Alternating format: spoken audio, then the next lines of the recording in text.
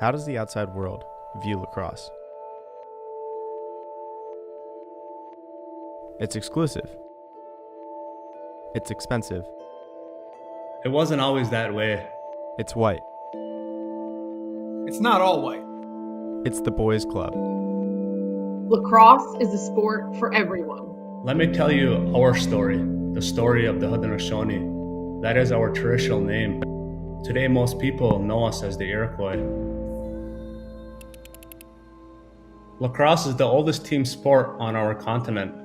The Haudenosaunee people were first given this game over 1,000 years ago as a gift from the Creator. It was given to us as a medicine game. A ceremonial game was called to heal the sick, make peace among nations, and to have fun. We had no referees. It was a ceremony game played with the wooden stick made from the hickory tree, representing all plant life. The net was made from the sinew of the deer, representing all animals. The wooden stick represented our connection to the natural world. This game connects us to the earth. A stick is put in our cradle board when we are born, and we are buried with our stick when we die. We will carry our stick into the next world to play with our ancestors who are waiting for us. When we play competitive lacrosse, we carry the values of the medicine game onto the field and into the box. We are the originators of this game. It is our way of life for our people. It is a great honor to be a lacrosse player.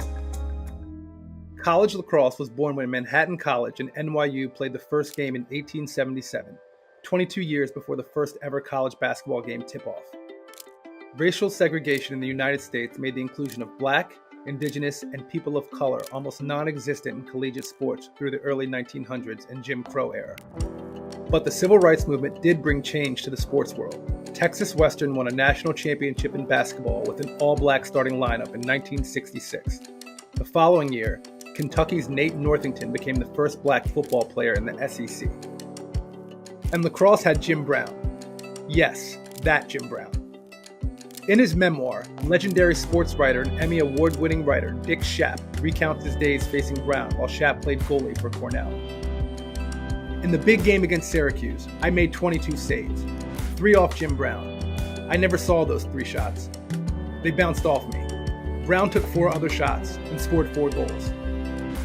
Jim Brown was the best lacrosse player who ever lived. He played midfield, wielding a stick so short it bordered on illegal, and protecting that stick so fiercely with his forearm that double and even triple teams did not slow him down. His legs brought to mind telephone poles, but telephone poles never moved so swiftly. In the modern age of lacrosse, grow the game has become a popular rallying cry. The sport has seen its geographical footprint expand considerably, from hotbeds in Dallas to Denver, the Bay Area of San Francisco, and the Pacific Northwest. Well-known and established equipment and apparel companies have invested. Though demographic expansion has been slow, the access is limited. It's expensive to play, as are other sports like hockey and golf. Games that require equipment and contact insurance present high barriers for participation. Perhaps growing the game requires us to return to our traditional roots, as well as to think critically about access and funding. While the faces of the game remain largely unchanged, players of color have made their mark in recent years. Damian Davis and John Christmas won national championships at Princeton and Virginia. In 2005, while surrounded by tremendous teammates and coaches at Johns Hopkins University, I was fortunate enough to become the first black player to win the Tewaaraton Award. Most recently, Albany's Lyle Thompson and Miles Thompson smashed Division I records, winning numerous accolades and inspiring a generation, all while proudly championing their Haudenosaunee heritage. Trevor Baptiste turned into the greatest face-off artist the game has ever seen, while Miles Jones inspired Jim Brown comparisons, and in turn inspired others to follow in his footsteps.